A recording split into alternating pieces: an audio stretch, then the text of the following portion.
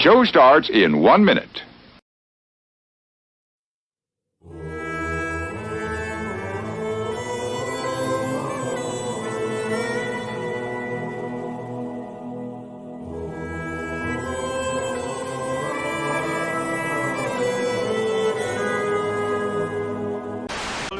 Good evening, folks, and a hearty welcome to our drive-in theater.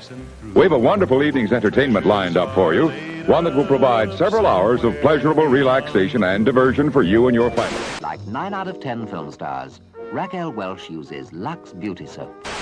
Well, no, I like to be a woman and a man to be a man, you know. We hope you'll make this a weekly visit. You love the tasty array of snacks we have to offer. Bring your friends. There are always wonderful new pictures to see.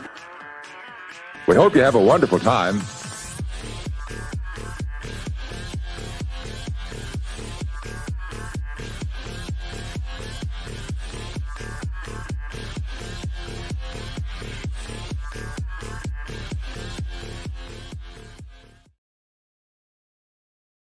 Hello, and welcome back to another episode of The Longhouse, the weekly show for the sensible centrist.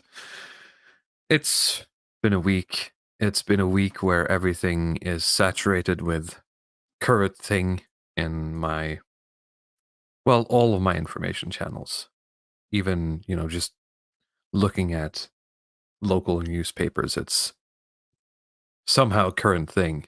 And, that has a tendency to drain my inspiration. So today we're going to punch some low-hanging fruit out of the tree. Talk a bit about the concepts of UBI, Universal Basic Income, UBS, Universal Basic Services, and probably a bit about how it sort of has influenced and become a part of this sort of tech industry, tech infrastructure, tech economy that we're slowly building up as time goes on. Ludwig Path, how are you doing? Yeah, hello everybody. I'm doing okay now, but it's been a rough week. I mean, I'm surprised if you've heard that much about the current thing. I in some sense, I feel like the current thing has been a little bit underrepresented in media, at least. But we live different lives, so. I've honestly been mostly occupied with just surviving the I don't know what you call it, like the winter's sickness. It's been mostly diarrhea and vomit for me like this last week. So it's Jesus, yeah. It's not nice to get a break, and not a lot of current thing there. No, but maybe it's. But I see what you mean. So let's introduce the other guests. Yes, we're running the OG panel today because we got Leo Borealis. Welcome. Hello. Nice being back on again. And of course, Birkarl. Hello. I have scabs on my fingers. The skin is all ripped. Yes, you told us you tried bouldering for the first time, which is a very fun sport. Yeah, I inspired by inspired by the idea of my grip strength not being as good as I would want it to. I thought about a hobby that would actually let me develop this without focusing on that really. And I tried that today, and I made some observations in the vein of Ludwig here and his observations about gym culture and stuff like that. So. I'm just curious, Birkarl, did you miss deadlift PR or were you beaten in? No, I'm just I'm just not getting as many pull-ups as I think I could do, and I think the grip strength is the limiting factor. So, yeah. All right. You gotta return to monkey then to get your grip strength up. You gotta eat more bananas. I mean, find a big leaf or a conifer and just go swinging. And the next time he's on, he's gonna I've broken my pelvis and my right leg falling from a tree. We'll start this whole thing with a a dive into into the old Twitter bookmarks mine, because I just want to share that the kids are not doing well. It seems. Now, of course, this is going to be America centric, but I find it fitting considering that we're probably going to be sort of hitting on American tech companies, etc., at some point. And we have a Finn in the panel, right? So we do, at least you should know something. Well, yeah, that's. I won't say that's the only reason you're here, Birkarl, because that's not true. But that's part of the reason why I asked you on, because there's always like but Finland tried the UBI thing and it was great. And I seem to find just as many reports saying that it was horrible as I found people saying it was great. So it seems to be a bit of a gray issue. I'm going to burst both bubbles. Great. Call them gay. Even those who said it didn't work. Right. So this video, and I'm sorry, but the only one I could find earlier was the one from Libs of TikTok, has been making the rounds, as we say, where one woman who is a recent college graduate or university graduate has made some observations about life in the... Well, I would suspect she lives in a major city in the US. Let's hear what she has to say. I know I'm probably just being so dramatic and annoying, but this is my first job, like my first 9-to-5 job after college, and I'm in person, and I'm commuting in the city, and it takes me fucking forever to get there. There's no way I'm going to be able to afford living in the city right now, so that's off the table. Like, fucking duh! If I was able to walk to work, and it'd be fine, but I'm not. So it literally takes me, like, I leave here, like, I get on the train at 7:30, and I don't get home till, like, 6:15 earliest, and then, like, I don't have time to do anything. I want to shower, eat my dinner, and go to sleep. I don't have time or energy to cook my dinner either. Like, I don't have energy to work out. Like, that's out the window. Like, I'm so upset. Oh my God. Nothing to do with my job at all, but just like the 9-to-5 schedule in general is crazy. Being in the office 9-to-5, like if it was remote, you get off at 5 and you're home and everything's fine. But like, I'm not home. It takes me long to get home, and like people that drive to the office, like you don't get off at 5. And I know it could be worse. I know I could be working longer, but like I literally get off, it's pitch black. Like I don't have energy. How do you have friends? Like how do you have time to like meet like a guy? I don't know. Like how do you have time for like dating? Like I don't have time for anything, and I'm like so stressed out. All right, we'll end it there. To me, this is kind of like, when it comes to sort of the modern work life, I think she's right on a lot of this. There's multiple facets about this. The first one, I think, is that we're subjecting a generation of young women to something that they're not supposed to be doing at all. They're just not made for it. A man can sort of grit his teeth and get through it, but as soul-crushing as it is, but the women are suffering immensely. On top of that, I'd wager, how important is it that someone like her is at the office from 9 to 5? I mean, any one of us who has a quote-unquote modern office job, I mean, how important is it that you're working 9 to 5? I bet that most people get their actual work done within like 5 hours at least, right? No, I agree. Actually, I mean, I was just thinking about as a sort of little being a little bit quippy when she was asking, well, how do you have time to find a boyfriend? How do you have time to work out? And so, well, you don't. That's what, like, you fuck your boss.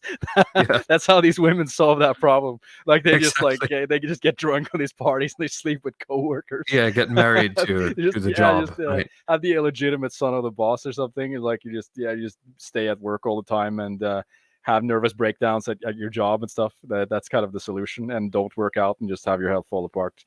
But she is completely correct in noticing this. Like, you shouldn't be in this kind of situation where you're commuting like almost 90 minutes both ways, and thinking that it's like this is a good way to live, or like I'm spending my time efficiently, because you aren't, quite frankly. I mean, you're not in a, you do a job to compartmentalize. Like you want to be able to finish your work and then have a life that you're supposed to support with that job. If the job takes all of the time and you're still only making the money, the salary from the job, and that goes to pay for these commutes and whatever, and like you don't actually have time for anything else, what's the point? Like you might as well just own your own company or something, that you could get the equity shares or some actual long-term benefits instead of what she's doing. So she's completely right. And of course I commented on this on Twitter as well. Like these, I don't know what the hell these center right people are even talking about, like trying to dunk on this and saying that this that's is like the next level. A lot of now guys, back into the wagey cagey. I was getting too excited, boss. Sorry. You got me again, boss. You don't understand the value of a hard day's work, Luddick. She just can get, another job. She doesn't understand the character it builds to commute on the subway every day next to, horribly smelling people who have been sleeping outside all night. Yeah, but that's where you can grind and listen to audiobooks and yeah, that's where you get the real work done. You can listen to Andrew Yang or something like that. Yeah, you can use her proceeds from her wage cage to get a small laptop or something, so she can work on the train commute as well and get a couple of extra hours in. Did it seem to any of you guys that she was almost laughing? She was covering up her mouth with her hand. I mean, the whole sound she was making, oh my God. She was almost breaking up into laughter. Yeah. I'm not sure if it's out of, if it's fake. So sad that it's funny, or if she's faking it. Yeah, I don't know. No, I would just say it's just a woman moment. She's balancing on the razor's edge between, breaking out, bawling her eyes out, or just, hysterics. Okay, yeah. And it's probably the hysterics coming through a little bit. All right, next up we have this photo here, which I think you, Luddick, or was it me that shared it with you? I think that's the way it went. So... this is a reply to someone saying feminists love the axiom of the exception makes the rule, and as long as you feel strongly enough, it doesn't matter if it utterly contradicts with actual reality. And then Memetic Sisyphus says the sexual revolution made women have to come up with a better reason to say no. It's awkward and hurts feelings, and they don't like doing that. From the fear of hurt feelings, a type of myth, a fairy tale of normal guys being rejected, turning into slashers arose. Terrified that this may happen in safe public spaces, they set up increasingly draconian fail-safes against romantic interest in public.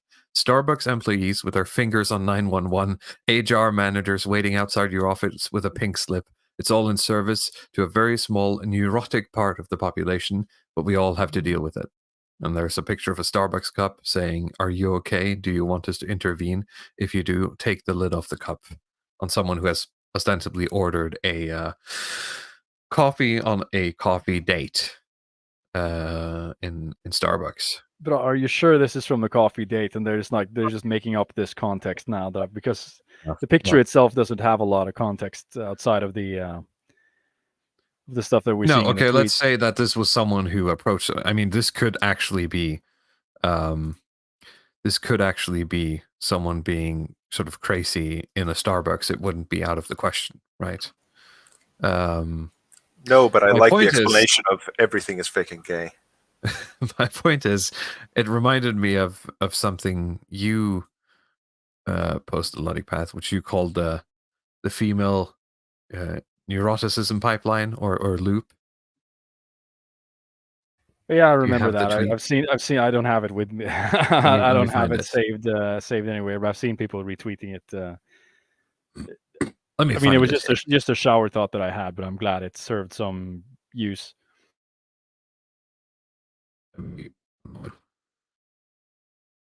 As being useless. How do I search someone's actual profile? On the phone, you can search someone's profile, right? Well, every time that face is.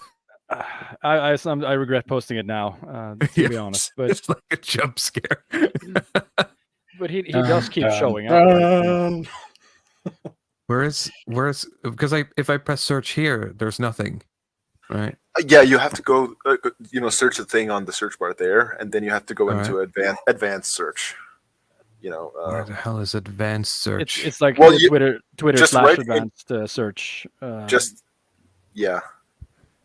search anything, just a random word, and then you have to go into the search settings. I don't see it. Yeah, just write anything into the search bar and press enter. Yep, and then you go 3 dots on the right. Oh, Jesus what the Christ. hell? What the hell? Oh,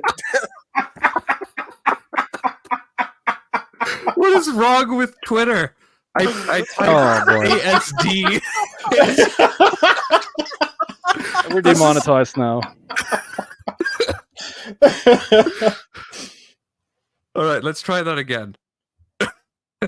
This is literally what okay. I posted in the private chat there a link directly to the advanced search.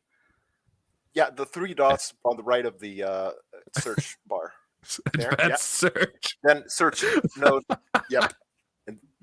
Okay, but did you find it? Jesus Christ. Oh, you just found the... Okay, so accounts. Flooding path.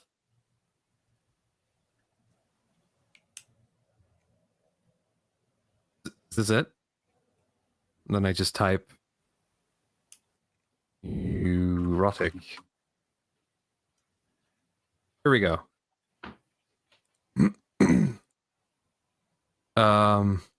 Here it is. If this gets us into trouble, I might have to take down this episode.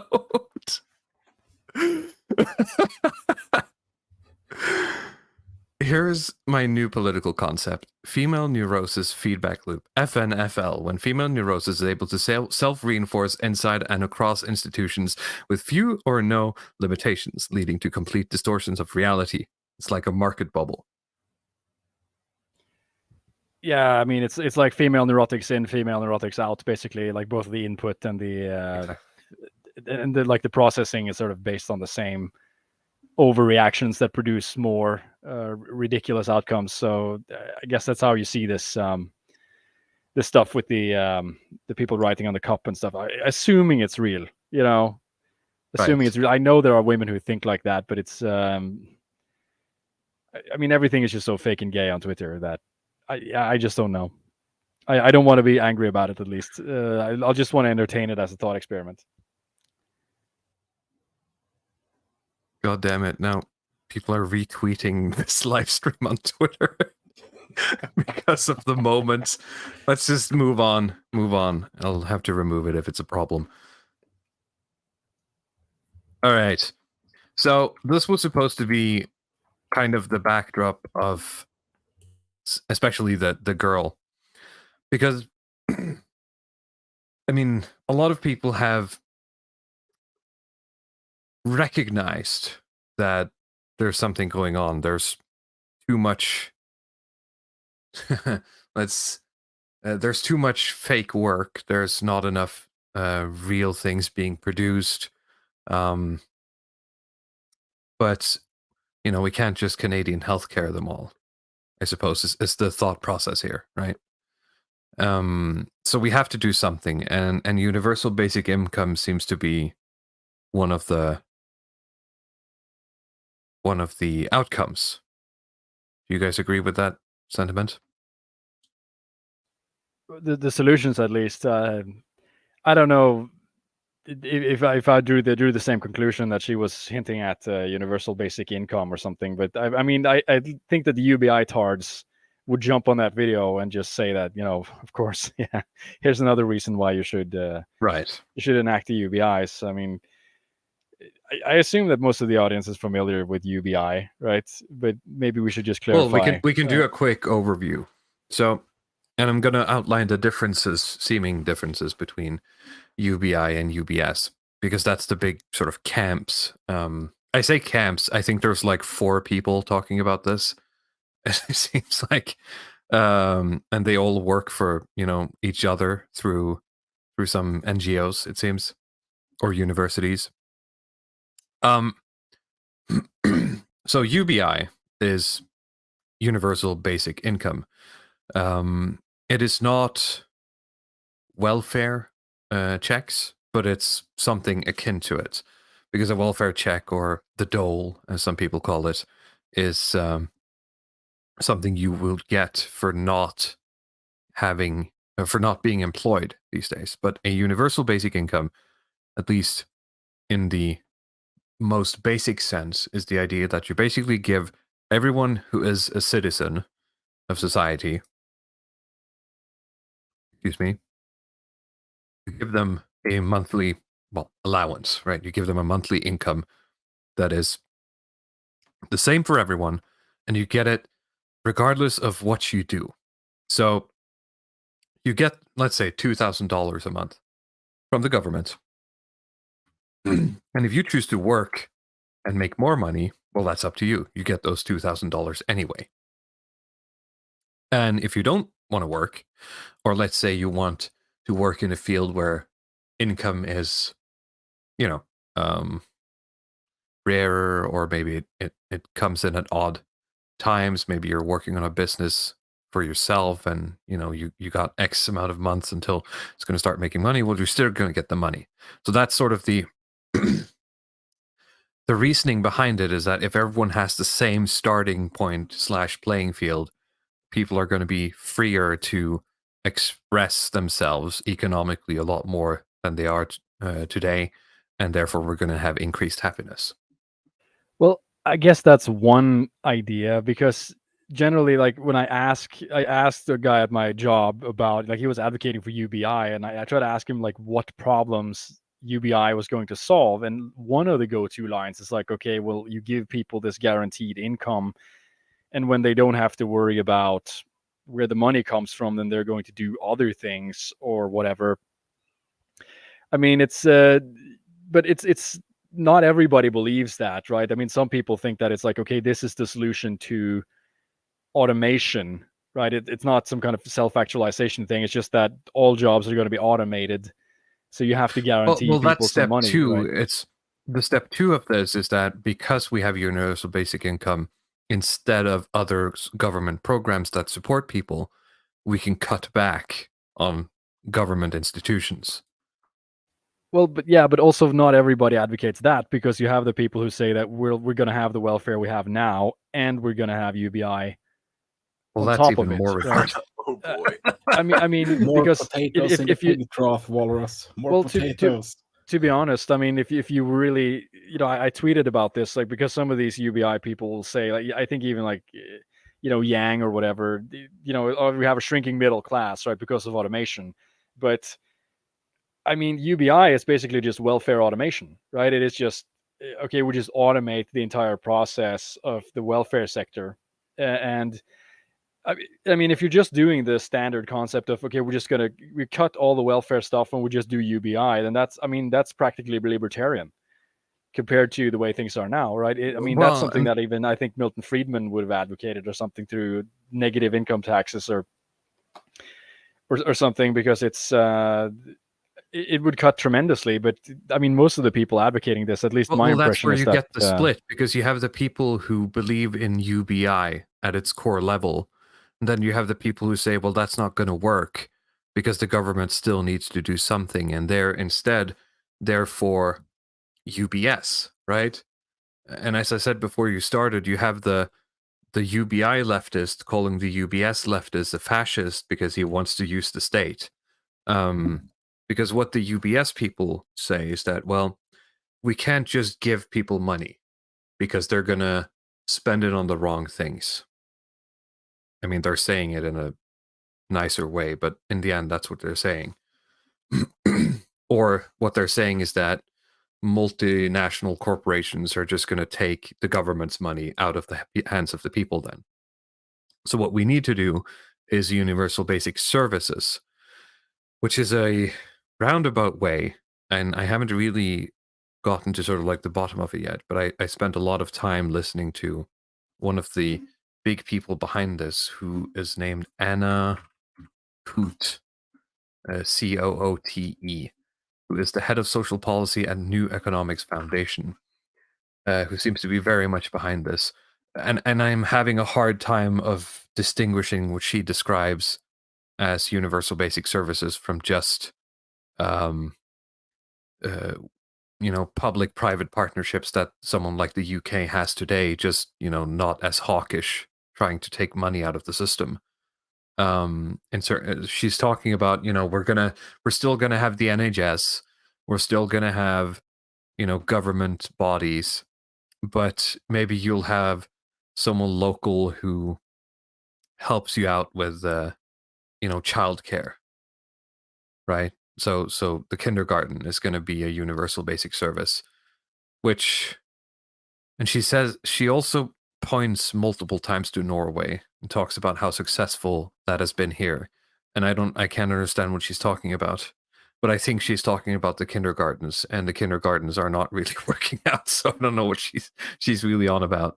But it's this weird thing where she's describing, it's not just her, other UBS people I've listened to or read as well seem to describe in every term but a Trumpton-esque town, right, which has all the things that it needs. It's just that in order to get that, we need total control, and we need this mega structure, this giant Cthulhu monster of a state on top that sort of worms its way into everything. And then we can have like nice little co-ops where people just don't work for profit and everything is great. Yeah, and we can all just, when we need new socks, we can go to the sock factory and just pick a couple up. Right. It's very strange. So I can read something I don't know, Walrus. This just sounds like, centralized serfdom with extra steps. But and that's what I'm saying. It's kind of a weird way of working itself back without the noblesse oblige, right? So let's go through some of this, because this is very interesting, because this is a sort of like a post commentary on a debate between, this is written by someone who's pro UBI, who had a debate, I think, with this Anna Kut person about sort of UBI versus UBS.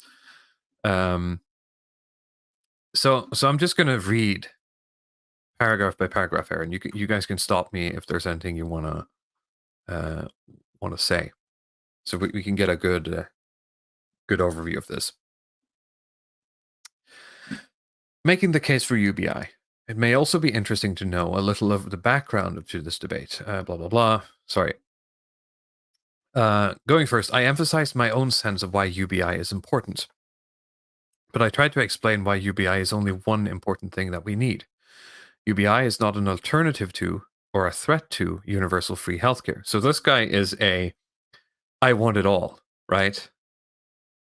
So this guy is he's a socialist UBI guy. He's giving not the Donald Trump big ask. Well, Right.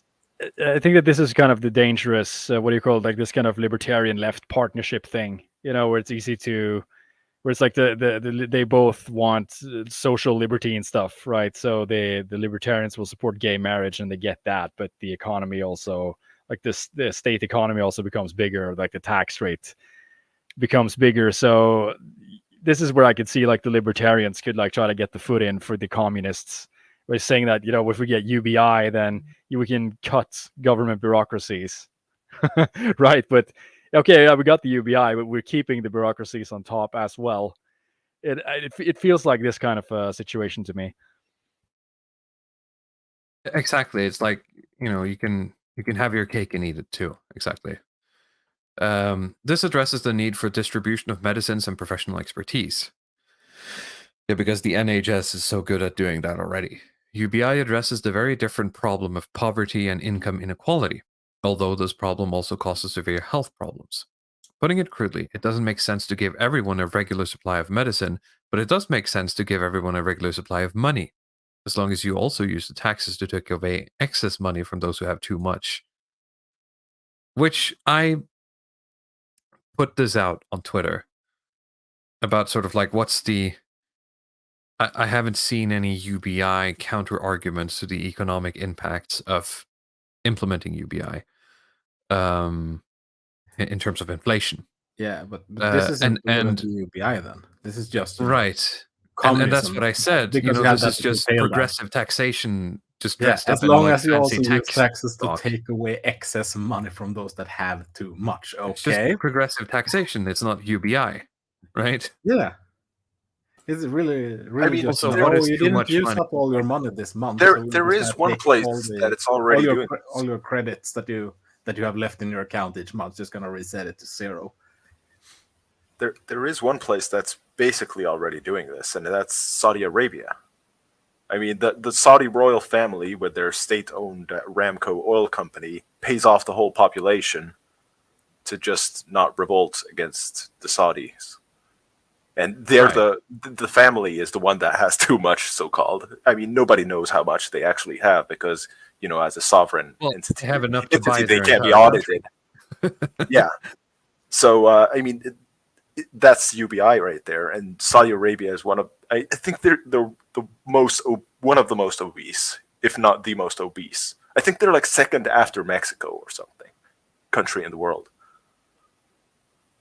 Yeah, it can hardly be passed as a country at all. I mean, it's like you have this insanely rich family who have just put in a bunch of decorations to make things look like a country, but you talk about fake and gay, like that's all Saudi Arabia is. It's just a bunch of like gay fakery people. I mean, if too much money means anything, then then that's the Saudi royal family, right? That's what it looks like to have too much money, and That's there's fair, there's no thought behind anything that's there. It's not a real country or a real town or anything. It's just decorations. It's probably why they do all of these crazy projects as well, because they just Yeah, need the to whole mirror stimulate the wall. economy with something. Yes, exactly. I mean, it's not even a question. I think that's pretty obvious, right? I mean, most of it doesn't really work to live in either. It's not really designed for living or working or anything dynamic. It's just there to show off. So he says here, UBI cannot do the work of the NHS. The NHS cannot do the work of UBI. We need both. It is my view that there is no sense in trying to choose between income and services. The internal logic of different public goods differs, and justice demands different kinds of solutions depending on the nature of the particular public good. In fact, it is rather simplistic to try and break everything into the two categories of service or income, particularly as the word service is too vague. For example, let's consider what are sometimes called social services, in my opinion. Social services should be free, in other words, universal and not subjected to means testing. So, in that regard, similar to the NHS, most social services are best organized by disabled people, families, or others close to the person. And one essential tool, although not the only tool, for that work is a personal budget. The money necessary to organize support, so in that regard, similar to UBI. Social services cannot be treated as merely professional service distributed like medicine or therapy, because good help must enable the person to live the life they want to live, whatever the fuck that means. I guess that sentence is the root of conversion. Sorry, I mean, what's it called? Sex change surgery, right? Gender reassignment surgery, I think. Gender reassignment surgery, yes. People need support, but they need support that strengthens them in their ability to lead their own life. The agency and freedom of the person is essential, and social services are closer to a partnership where a transfer of resources to the person who needs help can often be very helpful. So, in order to be free, you have to allow us to dominate your world, right? Yeah, you just take it for granted that they have every single resource at their disposal, just unlimited resources, and that's never going to be an issue. Right. And when that's established, we can really sort of just perfectly craft out how every person self-actualizes themselves in just the most beautiful way. And we're just going to put this forward with a straight face and hope that nobody asks questions. Right. I mean, that's kind of what I'm getting from a lot of these people. We'll just, hope that people just go along with this and don't ask how it's paid for. Moose for $10 or sorry, $9.99 American says Sheikh Ahmed Saki Yamani, 1930. My son will drive a car. My grandson will ride a camel. The Stone Age came to an end not for a lack of stones, and the Oil Age will end, but not for a lack of oil. Based and perennialist. That is a good quote. Of course, not all of this is uncontested, and most social services are not organized the way I've outlined. However, we have made significant progress over the last 50 years to move in the direction I've described. The great leaders of this movement are disabled people, families, and others who have lived experience of social services. This is another reason why we must be careful in advocating for services, for services are often highly problematic. Some are good, and some are not so good. In the case of social services, it is important to acknowledge that these services were not designed from scratch to benefit ordinary people. Instead, these services have emerged from the legacy of the workhouse, the asylum, and the poor law, and they have often been shaped by the priorities of the professional power, privatization, and organizational self-interest. Today, most social service systems still promote institutional rather than community solutions. Hold on. Progress, yes. Organizational self-interest, meaning the best way to get something organized and not leave it being a complete wreck of doing anything is the problem. The problem is actually getting it organized and the structure needed to get something organized. Yes. Also, disregarding that, every government organization but even exists to feed itself, right? Yeah, that's but the only reason for its existence. Yeah, but even the terms, the nice-sounding terms, or the disparaging terms, in respect, even those sound completely stupid. Yes. So but you just have the entire university shitlib stack here. I'm just reading the paragraph that you just went to. All of these progressive words that just keeps coming up, like disabled, and there's lived experience, problematic. It's coming in here, and it's like this kind of they benefit from systemic, institutional privileges, and there's allude to Foucault and this kind of. What's that Foucault book there? It's about the instruments and power and everything. How the development of the insane asylums and all that kind of stuff. It's all here. It's so predictable and standard. I just hate it. So now we get to the case for basic services. I think this is also one of the clear points of disagreement between me and Anna Coate. I think that we both value the welfare state, but she believes that the best way to protect it is to convert as much of it as possible into blocks of services that will be harder to harm than income streams. This argument applies to the logic of Odysseus and the sirens.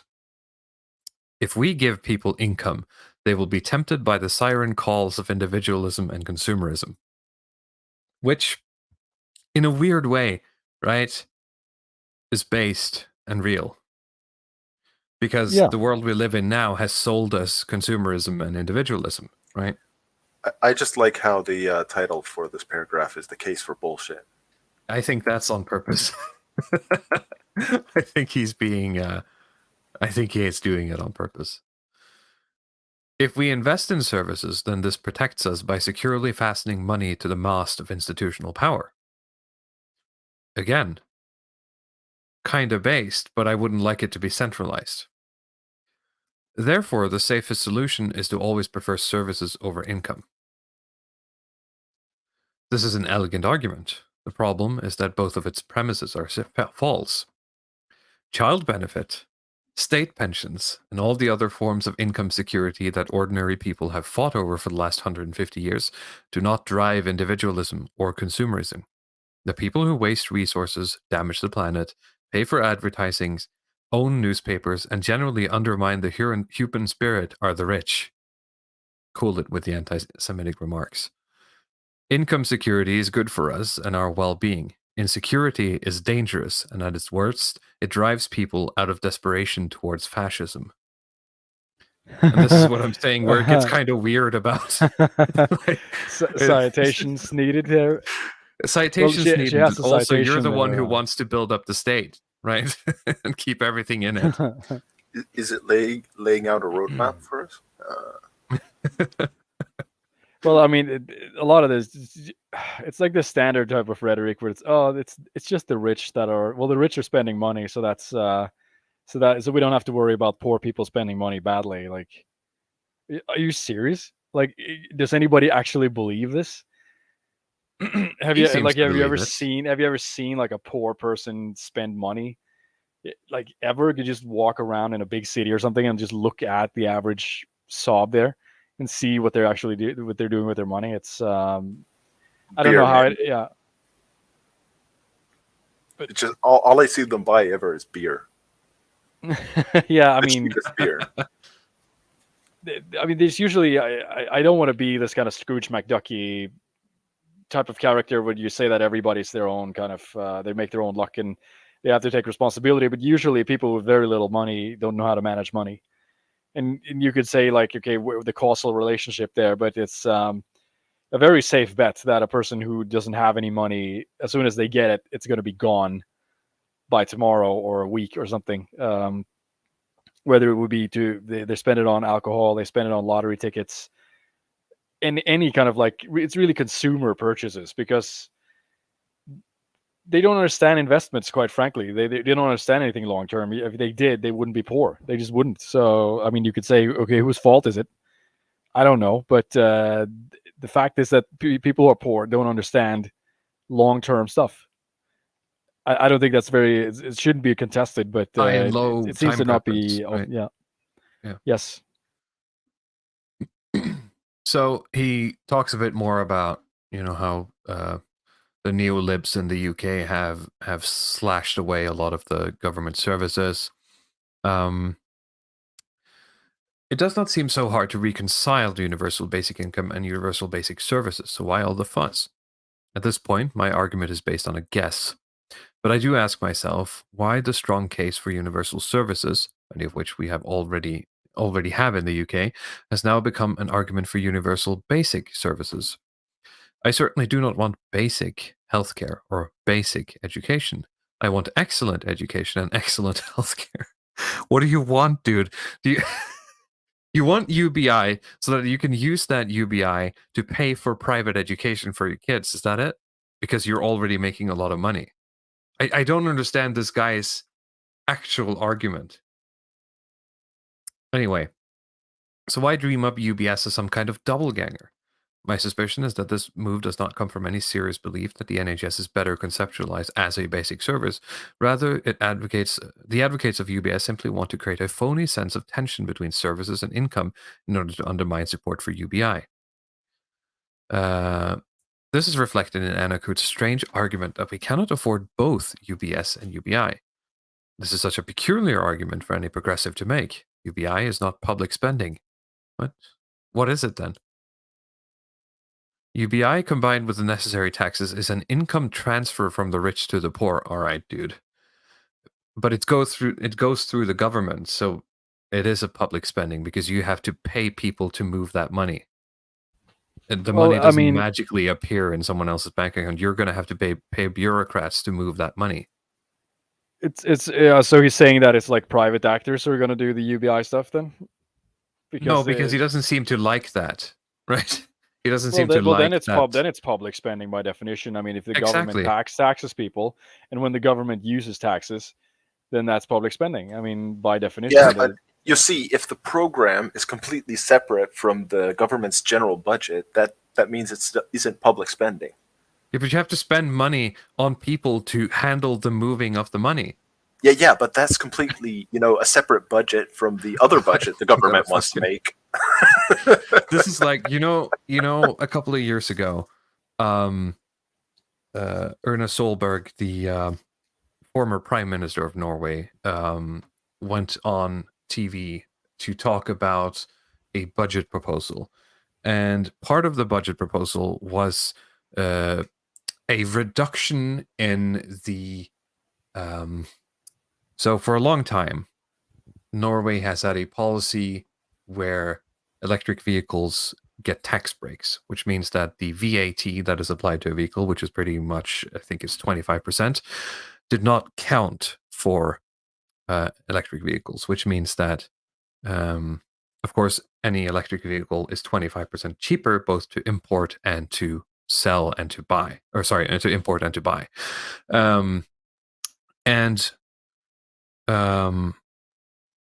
Her argument was that, well, because of this program, the government over a period of time has lost so much money for a while now that we're going to have to make it back.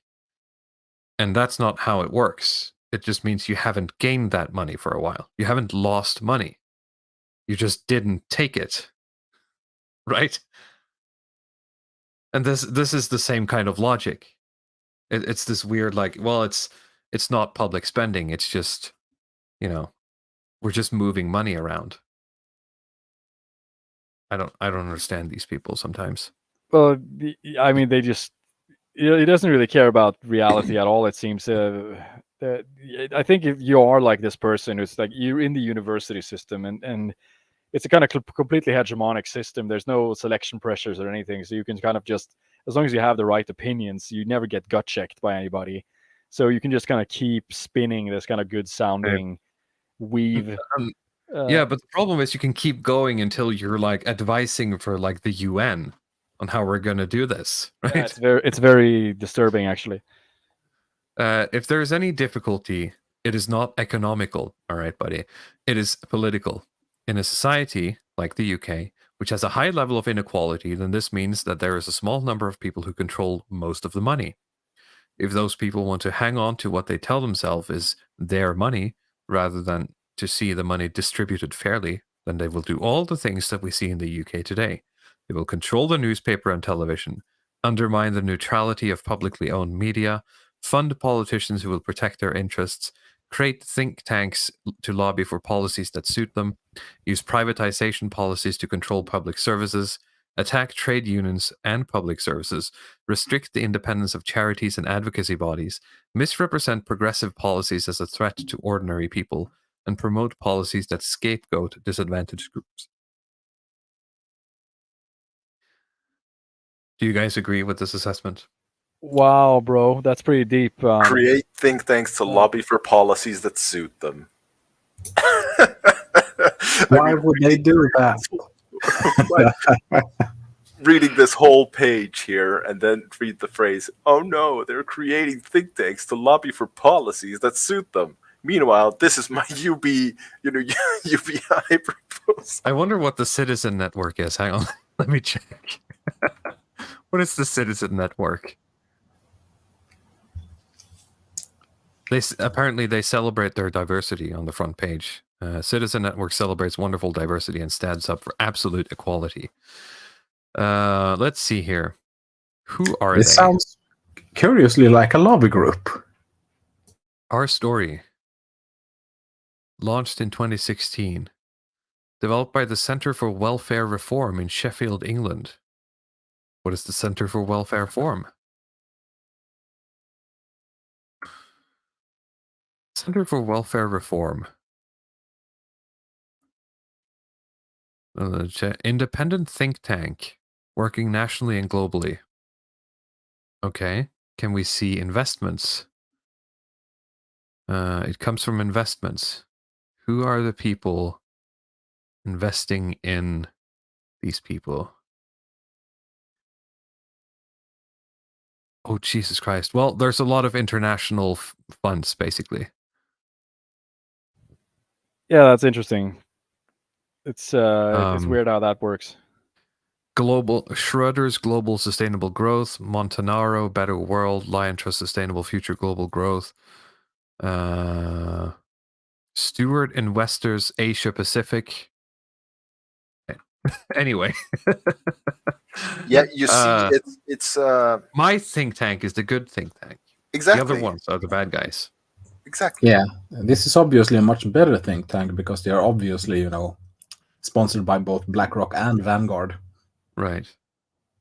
Who are on the right side. When you side do it is lobbying. When I do it is activism for a better future. Exactly, consumer. I'm just I'm wondering. done like, with this article. Yeah. But Sorry, who go is on. who is this for exactly? Like, is this going to convince a politician, or is it you're trying to get like a populist don't sentiment know. behind this? I'm not really sure who's going to buy this. Is that the guy? This is the guy. That's Simon disappointing. I was expecting some kind of like BIPOC fat person there. But it's like No, this he's just a guy dude. who looks like a regular straight guy who's just writing all this dog shit. It's you hate to see it. He founded Inclusion Glasgow to provide radically individualized support to people with complex disabilities. He led thinking on self-directed support and personal budgets. Advises the global SDS network. He established the Center for Welfare Reform. Active campaigner for human rights against austerity. He has 40 UBI labs around the world, whatever that means, working to build the case for basic income. Is he just going around handing people money? I don't know. I mean, that's wildly optimistic for me to say, but He's going around asking people for money, that's for sure. He's Yeah. Irish, someone said.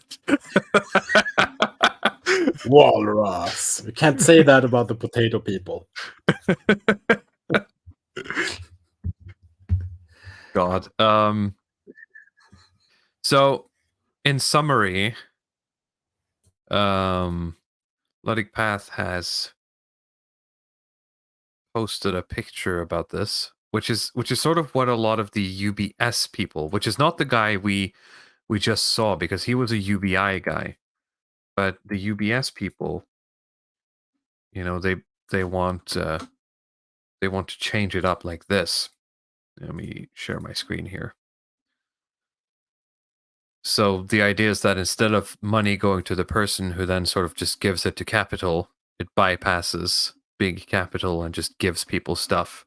And where this stuff comes from, I mean, it comes from the magical fairy universe.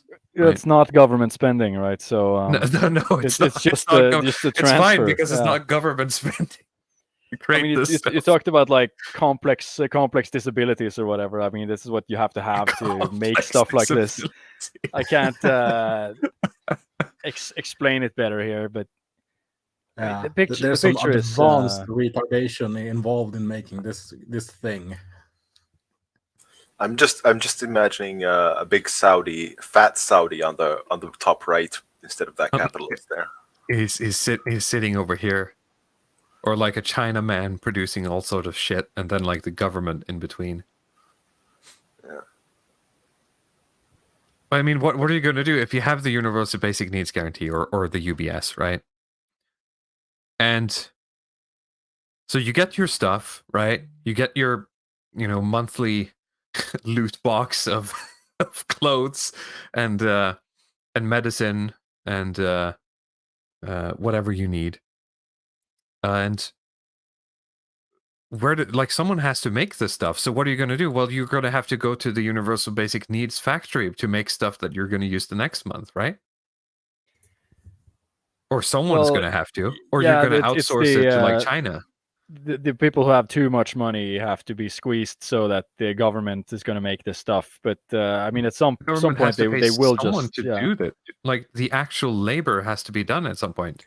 Yeah, but that's like automation yourself out of this problem. Yeah, you don't understand. This is fully automated space luxury communism. We're not fully automated. Yet it will be. Once you want the gay luxury communism without the automation, and it's too soon. Yeah. I mean, a lot of people, I think, need to be drilled the simple message into their heads that automation does not take jobs. It only changes what jobs are being done. Exactly. And that actually can be a technology and innovation, and it can be opposed from a proper perspective, from the perspective of we don't want a culture where people do this new thing instead of this old thing. It's more less healthy or something. But think about the ice carrying industry. Return to ice carrying. People carrying large blocks of ice upstairs to Hey, people to which would you parchment. rather carry, ice or a refrigerator? That's true. Yeah, I'd rather carry that's the a good- ice. that's because a good ice argument. needs to be replenished for ice boxes once a week at least. So, yeah, it's hard. I mean, it's a lot more carrying involved, so it's a lot more character building. But then again, it's kind of useless. We gotta because then you need install to- microwave One ovens. must imagine Sisyphus being very happy carrying all Yeah. that ice. I mean, rock. I mean, what? Yeah, and it's slippery too. So I mean, you on and then you drop it, and the entire It builds staircase will be full character, of okay? ice. Yeah. Mm. All right. Should we talk about blitzscaling and tech economy stuff? Well, we Because- put it on the agenda, but I'm not sure how we are supposed to sew it in with the previous topic. The way the we've done it the now. only connection it has is really that a lot of the people who are for UBI seem to be part of the tech economy in some case or another. Often Yeah. this is either people who work in actual tech, like they're developers or programmers, etc., designers quite often, or they are in fintech, which is a branch, or they're part of sort of the CEO class of the financial world. Strangely enough, Andrew Yang was a huge thing in 2020. Exactly. Right, they're huge. I mean, at least relatively, at least you'd know him as a sort of household name for this UBI business, right? And he was connected to more of this. He had the background of this tech industry stuff. So it's that's the sort of conundrum when we discuss this privately, Walrus, that like, why do so many people who are high up in this kind of tech industry believe in UBI as this kind of as an actual solution to something? And like what I commented on is it's probably the same reason why so many of these tech investors, these kind of venture capitalist people, invested in WeWork and a lot of these dubious businesses, because they were sold on things that just from like a basic perspective doesn't make sense. But if you code it in enough tech language, and right, then they will just buy into anything. And that's kind of how I look at UBI now. It's like this kind of, it's just inflation. Like it's just inflation that's being sold in this kind of tech language as a fix-all solution. So, and the problem with people like this is also that they don't really, they never learn. They never learn that any system that is set in motion will eventually move to its rational endpoint. If you look in the private chat of Walrus, I sent you a meme in the element. Oh, in Element, sorry. Yeah, was in the... because and I think it's like with the UBI, they don't realize that if they implement it, it will go places where, because once that system gets chugging along, it will start going places that were never intended to go by the people who implemented it, because the people who try to implement it don't actually understand the basic functions. Yeah, see, here's the logical end states of socialized healthcare.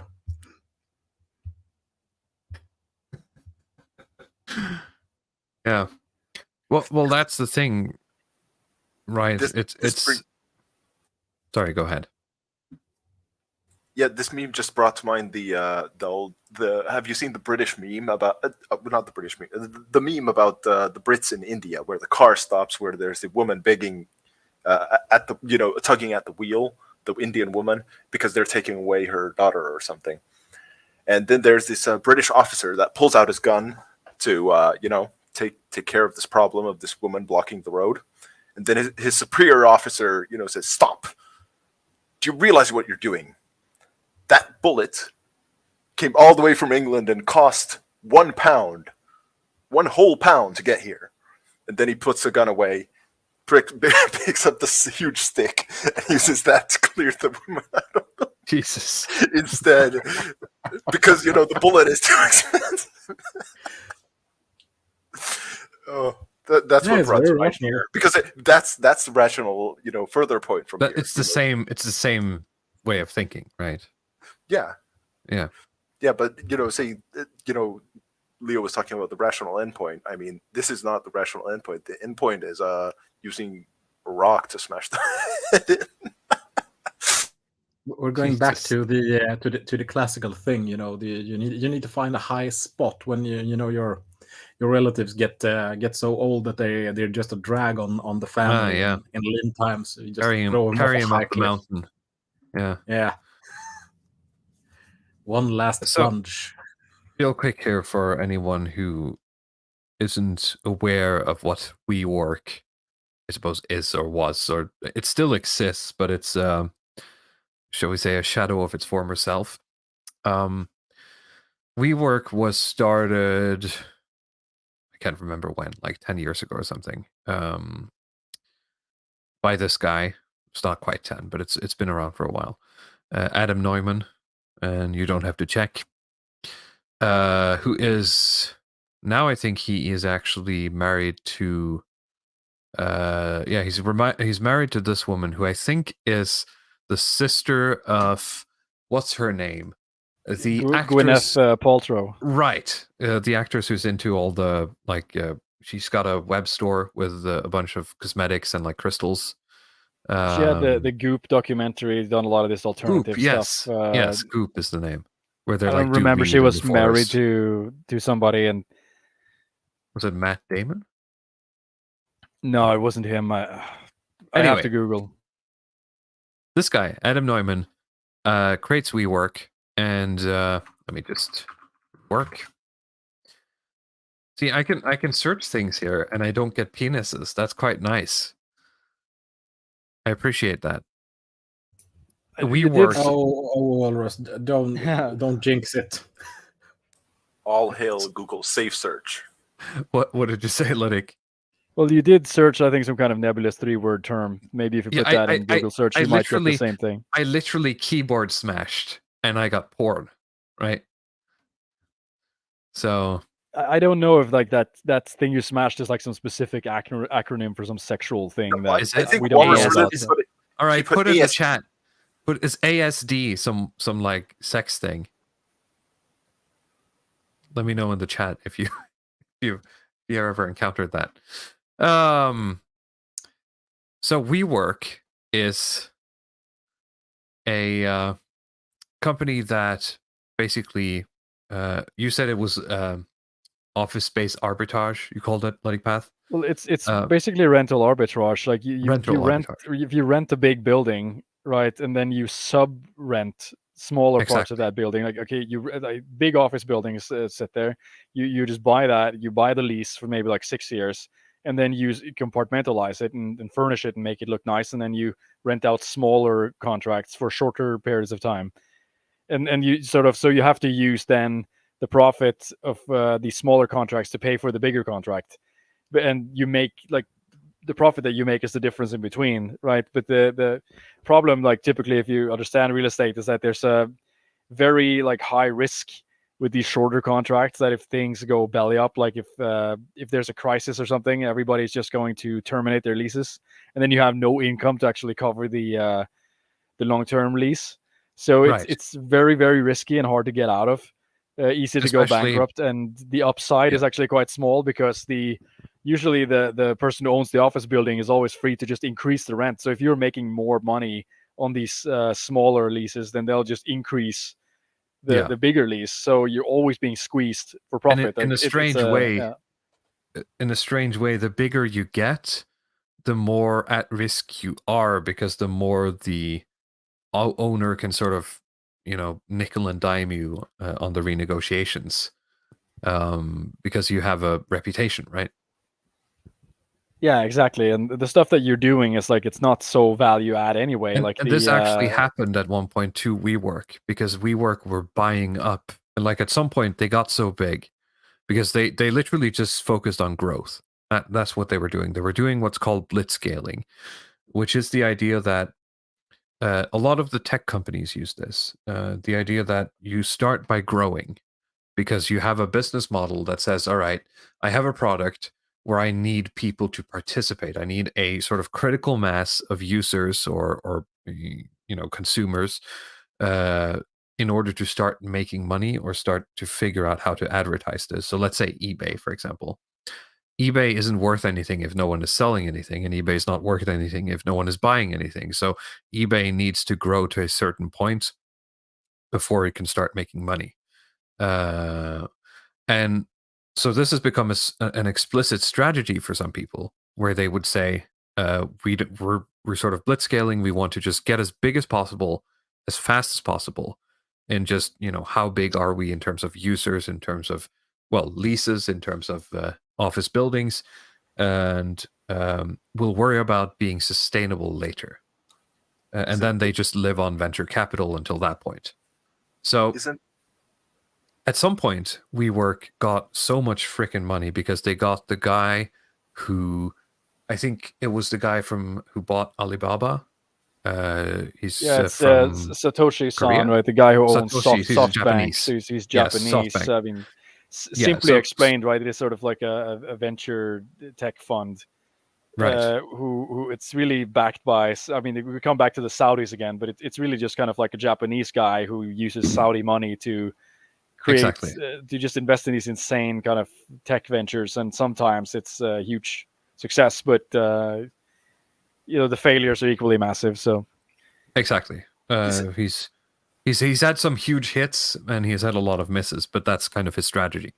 My point is, they got a lot of money from these guys, and they're just sort of focusing on growth, and they're actually running out of offices. Like, there's literally not enough places to lease in the cities where WeWork operates. And what's starting to happen is in places like, say, Seattle, who's had growth in the tech industry with startups, which is a place where WeWork would like to be heavily present. People who are building new office spaces are aware that WeWork is looking at their properties, and so properties go for like 150, 200% of their original value, or like estimated value, because they can just push up because they know WeWork will buy it. And so they lost an incredible amount of money on that stuff, and they never found out how to monetize it, and they never found out how to become sustainable in any way. And this guy Adam just sort of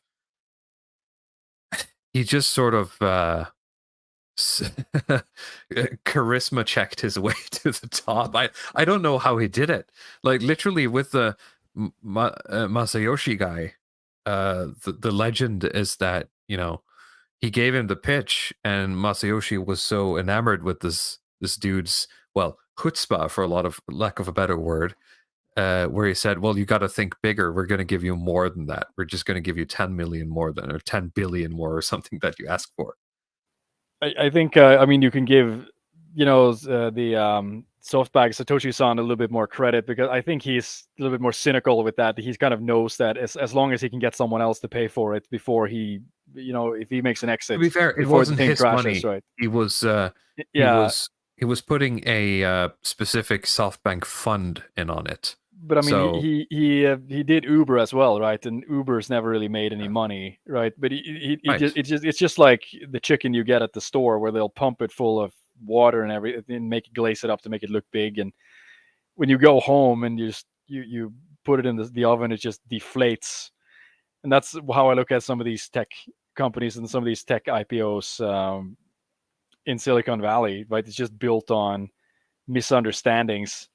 But the question is, again, like how you're able to get so much support behind this stuff, and you need to have this kind of outlandish J charisma and chutzpah that this guy had, and just asking for this much money for something that everybody knew, or at least should have been able to know, was just complete BS from the start. You could have asked anyone in the whole real estate business at any point about, what do you think WeWork is doing? And they would be like, I don't know. Like, I don't know where they're going to get the money from. I don't understand what they're doing. Right. But, he managed to like coat it all in like weird tech language, talking about, we're going to change the way people work, and we're going to, it's going to be a revolution in the workplace. And I don't know. Isn't the whole idea is basically creating technological niche and creating a captive market with a technological niche, and the growth is to basically get monetize it. capture the whole market share of that technological niche and get a captive market for yourself. But the problem is that the real estate market is not like other markets. I mean, well, yeah. there's a finite amount of buildings on Manhattan, and if someone doesn't want to sell to you, then you're screwed, right? So, but in general, with these this strategy of Uber, that's ride sharing or whatever, pod sharing or living pod sharing, the way or they do valuations for these things, right? When you hear like Uber's valued for like $1 gazillion, it's because in their valuation, Uber will write stuff like, well, we consider literally every car on the road in America today to be a potential customer, right? Which is insane. But that's how you arrive at these like crazy valuations. I mean, you get real estate bubbles quite frequently, but they're usually based on, increased debt or increased credit or something, or just like faulty valuations of buildings. But that's the problem as well. WeWork is then built on another market, right? WeWork was built on a real estate market, which isn't very, that business model that WeWork is running with, that market where you rent out leases, does not take well to rent increases, right? Because that falls squarely on you. Again, back to the huge risk, right? WeWork is basically gambling that there's not going to be a big rent increase in the next 10, 15 years, as long as they're building or scaling, which obviously started to happen. And then with COVID and everything else, I mean, it was all over, and Adam got kicked out. Well, I say kicked out. I mean, he got given quite a generous, a small parachute of $300 million or something like that, which he's probably going to use to start something else, or maybe he's just doing podcasts now. I mean, he is doing some other company that's like similar now. We got hired for some other Jewish hedge fund manager. This stuff is just complete nepotism. Like when you're seeing this kind of stuff, like he should not be walking freely. This guy, Adam Neumann. It's just a matter of technicalities that Sam Bankman-Fried is in jail now. Yeah, but not and Adam Neumann isn't. It's just he played the game a little bit better than SBF. Yeah, that's the difference. He had a bit more social intelligence than. Yeah. Some of these Jays are just slightly less autistic, and they get away with it. And they just keep working with each other, ripping people off. But you can kind of see it, basically, almost just looking at their face, right? If you look at this guy, and you look at someone like Sam Bankman-Fried, I mean, this guy is definitely a step more autistic. Like, this guy is going to rip you off, right? Yeah. This Would you buy a used car from this man? That's the difference, right? Not from either of them, but I'll buy his used computer. I think might be some his old MacBook, some juicy stuff on that thing. I'm just also like fascinated by his wife is just so involved with Buddhism and this kind of stuff that let's see the tweet comment here. Oh yeah, sorry, I was just highlighting. Sorry. Oh, okay, yeah.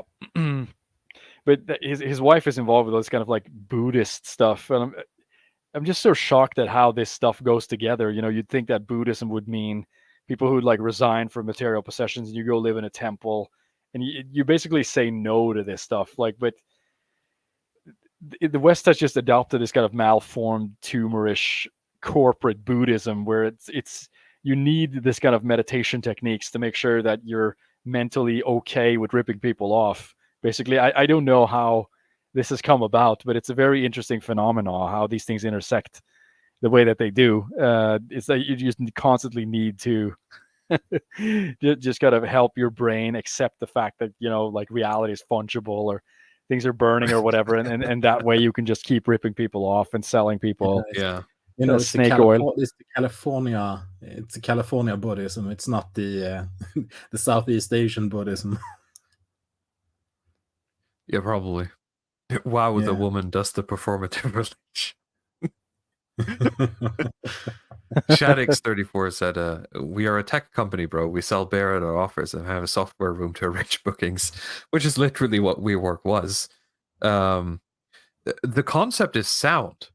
The concept of WeWork is sound by putting people who work either as sort of like they're self-employed, like say you're like a designer or something like that, or you're a consultant in some regard, or you have a startup, and putting them in the same building and having them rent office space from you. That's a sound business strategy because there already exists companies who do this, just at 4% of the valuation of what WeWork was at its height, because it doesn't promise anything else. And that's the weird thing, because I remember reading about this a couple of years ago when WeWork started looking into ways of monetizing, and all of these weird schemes they would get up to in their conference rooms, etc., about like having you could pay for I think it was like analyzed or like AI analyzed videos from your presentations, so you could like gauge, you could get reports based on the video, right, from a computer.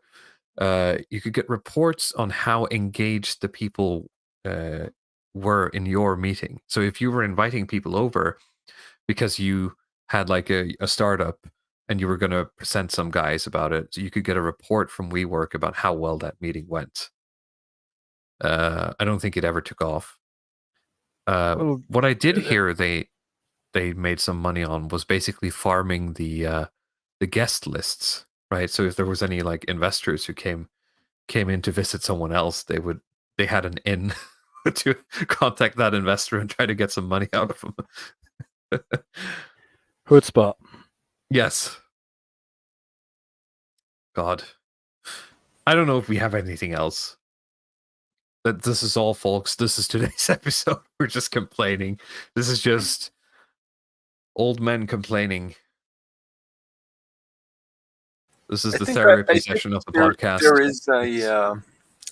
There is a way of, I mean, I just started thinking about the UBI thing, and let's say, okay, you're gonna the idea is basically, I'm gonna steel man this. The idea is, okay, you're gonna give a lump sum of money to people every month. Why would you do this? Yeah, basically, it's to get rid of all the previous programs and the bureaucracy and stuff. But as a way of actually, let's say, clearing them out, the whole idea of getting rid of the existing system and replacing it with your own, where you can put in your own people, and just using a change of the system into UBI or... I mean, it's just saying this, I realize, you could just change the system to something else besides UBI. But, well, and all of this is predicating sort of no one ever saying no to anybody, right? I mean, what happens in the UBI or UBS world when I say something wrong online?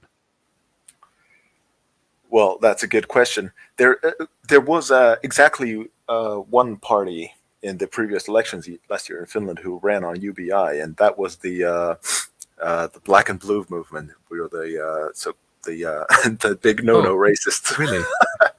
Yeah, they want UBI. They want UBI, but only for. They want to use it for racism.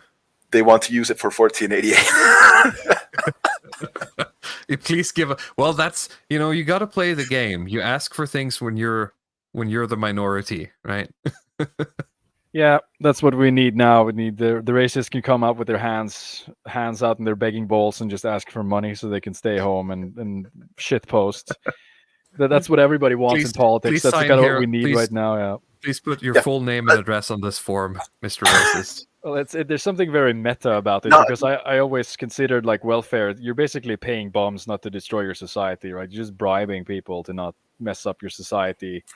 And like they're just literally coming out and saying that, okay, yeah, please just give us enough money so that we can just do these stupid hobbies and not be a problem anymore. There was also another reason for doing it that they that some of them talked about, which was there is this the whole system for Gibbs right now, for people who are on benefits right now, is two-tiered. There's one part is living expense support, and then there's the other part of it, which is the spending money. And the reason to bring it into UBI is basically to make sure that the UBI is at a level where people cannot rent a flat in the middle of the city and have that covered for them. So you'd force people on Gibbs to move out to somewhere, rural, and basically be on UBI and farm potatoes in their backyard. The thing is that, this is a way of destroying the left's cultural power in cities from these people who, these people who do nothing but post moderate Discord servers all day. But I mean, the problem is, Birkarl, with inflation is that no matter how high you set the UBI stuff, you're never going to be able to afford a high rent apartment anyway, because the apartment prices will just match whatever the raise-in prices for that people. That's the exact problem. The UBI because some people will want or have something more than others. I mean, that's just even if you just get rid of all currency and just say, well, we're just going to trade rocks now. The guy in the quarry is going to be rich, right? It's not going to change. Yeah, but in this proposal, the idea was, because currently your rent is being covered because housing is a human right anyway. So the UBI would be purposefully set low enough that you could afford to rent an apartment, some place out in bumfuck nowhere, but you could not afford to live in the city center. Right. I would just pick up a little bit the thing that Walrus said there about about alternate currency. Yeah, just so you know, Birkarl, for a large portion of the 10th and 11th centuries in England and France, eels were actually a currency. You paid rent in fucking eels. Pretty cool. I mean, did you have to have them fresh, or could you dry them up or something? Or No, you paid them in like dried and salted, so like they were like sticks. Ah, okay, because they preserved well. Yeah, more or less. Interesting. So you have like an example where Birkarl, paying rent for a mill was like 50,000 eels or something like that. It's right. Just but Birkarl, then you're just in your. You said you put. I said I'm steel manning. Yeah, you're steel manning. I'm not saying you believe this, but in your example, right? We've put the UBI at the level where people can get an apartment outside of the city, right? Well, at least and the biggest cities. We're just back to what Ludwig said. You're just paying people not to fuck up your society, and you can go live in the city and be rich. Yeah, I mean, the people. Some people need to be paid off. But do they need to be paid off? I mean, isn't that spiritually worse than actually having an understanding as a society that there are hierarchy? Well, we have that problem already. So that's because we live in an egalitarian bullshit world. Yeah. But while we work towards that, first we remove the left's cultural power in the cities by removing their populations to somewhere else. They're forced to actually live on their co-ops and maybe farm potatoes while collecting their UBI instead of their welfare checks, which is the same thing really. So, yeah. Peregrinas de Flandria for €2 says more threatening is the digital currency and the euro. Well, I mean, I feel like this is a part of the whole. This is probably a part of the whole package, but. Then we're getting into like WEF and the Fourth Industrial Revolution, etc. Well, I mean, I think these things go hand in hand, though. It's very hard to have exactly. UBI if you don't have some kind of digital currency, or at least you can wire money. Yeah, to because banks, how are you gonna? You have to validate, Otherwise, like you have to send mail or something, or with you just get dollars in an envelope, I guess. I don't know. But usually, I mean, the automation is sold in by the fact that it's sort of assumed that you have some kind of digital way of transferring the money. And as Glow in the Dark says, if you get a UBI card, you can control where people spend it. So that's something I forgot to say during the guy's argument. The guy we looked at earlier. He said UBI is better because people can spend the money where they want to, but there's no reason to think that the UBI, the income you get, will be free. Free as in you can spend it wherever you want. You'll probably just have you'll have them all, right? As I read in a short story not long ago, where that's where you can go to shop, right? You get your money on your UBI card, and there's one place you can spend it. You're free to spend it wherever you want, but there's just one. Yeah, there's a company store. Some people say you're a man and all that, right? Except it's a state store, basically. Yeah. Let's see here. You could funnel money to friendly businesses to ensure you crowd out the unfriendly businesses or uncooperative businesses / people. Yes. This is all great if some. But the digital currency is coming and UBI isn't. Well, I'm thinking that there's a certain possibility that it will be sold as a package deal with UBI. What do you guys think about that? The question is then, like with Peregrino Serra, I mean, what he means by digital currency, because I'm almost a little bit confused by it, as it seems like people talk about it, they mean different things. Like some places on the planet, they still use cash for almost everything, and I mean, they talk about the digital currency as when you can't pay cash everywhere, for example, or I mean, Norway is very digitized the way it is now. I think Sweden is very digitized. Yeah. The UK also is very much like it's harder to use cash than what it was. I mean, is that what he means with digital currency? Or does it mean that you just get like a completely new currency that's only digital and you have to use that? There's a thing. I'm just. Yeah, I think the ECB, at least recently, finished their few-year exploration of the theoretical possibilities of the digital currency, and they've decided to move on to a proposed implementation that they will or will not decide to implement in the future. But I think the basic idea was it's basically a central bank idea to undercut the separate, private banks, basically, because when you have an account with a bank, a commercial bank, it's still in their database, and their database is connected to the payment providing system, in its SEPA in Europe at least, or SWIFT or whatever. So a digital currency would be a way to centralize the whole system out of the hands of the commercial banks, basically. That it's whether it's blockchain or not, it would be a database that the central bank controls, instead of the central bank issuing commands and controlling the commercial banks. So he's saying that it's the one that Christine Lagarde was talking about. Yeah. Which is that actually digital as in a sort of Bitcoin-esque currency? No, I think they're just done with. I think it was published this month actually, where they went through the theoreticals, and they're going to work on some sort of implementation. I don't know if it's blockchain or just a standard database, thing, but no idea. I mean, functionally, if you're going to have the whole idea behind a blockchain is if you're only going to have one node, the central bank, isn't it a database anyway?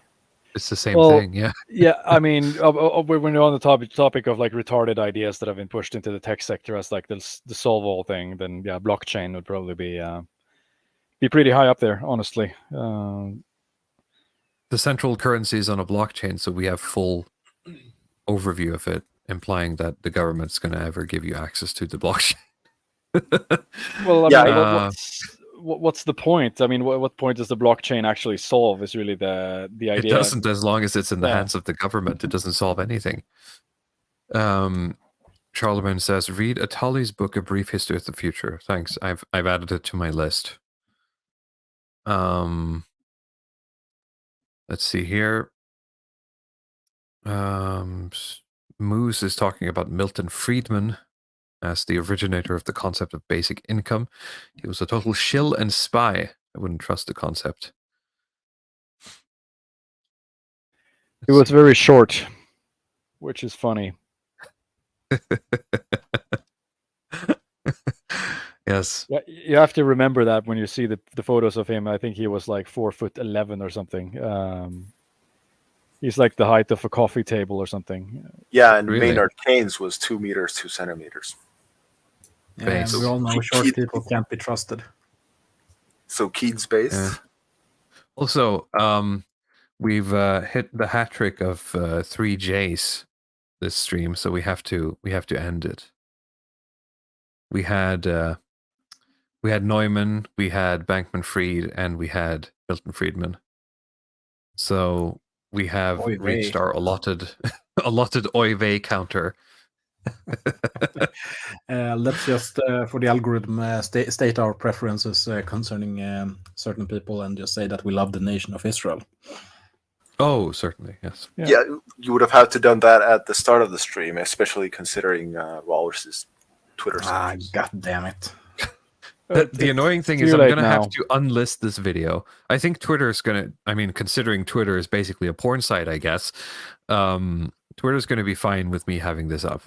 But I'm going to have to go into the YouTube editor and like blur out the moment. So, count yourself lucky if you caught it live. It's going to be even funnier when it's blurred and we just start screaming. It's actually going to add to the comedic value. Yeah. All right. I'm so glad to see everyone in the chat publicly displaying their support for the IDF and the nation of Israel. We wish them all the best. It was circumcised. We're good. All right, it's time to end the stream. I want no more of this. We have to get going. Thank you so much, everyone, for watching. Before we leave, Luddic Path, anything you want to share? Read praxarchy.com. We're going on. We're basically like racist internet royalty at this point. So we're going to be on the Cameron Film Festival this Saturday discussing Amadeus, Walrus and me. So everybody should get that. We're going to be on the Digital Archipelago in the future, right? So people have to catch that. What date was that, Walrus? I haven't confirmed it yet, but it's soon. So what's going to happen probably is that the week we are going on Digital Archipelago, there will obviously not be a Longhouse. You can catch us there instead. I think it's in 2 weeks, but I don't want to say it until it's confirmed. So looking like, what's that, November 9th? Yeah, I think it's November 9th. We're going to have the Digital Longhouse, the crossover episode with Digital Archipelago. That's going to be a lot of fun. But yeah, and also follow me on Twitter. Now the other guys can chill their stuff. Borealis, anything you want to share? Nah, no shills. No, nothing. Based. All right. Luddic Path, if people want to write for Praxarchy, where can they contact you? Just on Twitter? Well, you could tweet at me or go to the Praxarchy site and find the email or something. Right. Twitter is probably the best. Yeah. Okay. On that note, please remember to like, comment, subscribe, all that stuff, and follow me on Twitter if you want. I got 2 follows after showing a penis on stream, so if you haven't followed me on Twitter until now, I think look at the sacrifices I'm doing for you guys. I don't think I have anything else. No, it's time to end this. Thank you everyone for watching. We'll be back next week, and have a good weekend. Bye bye.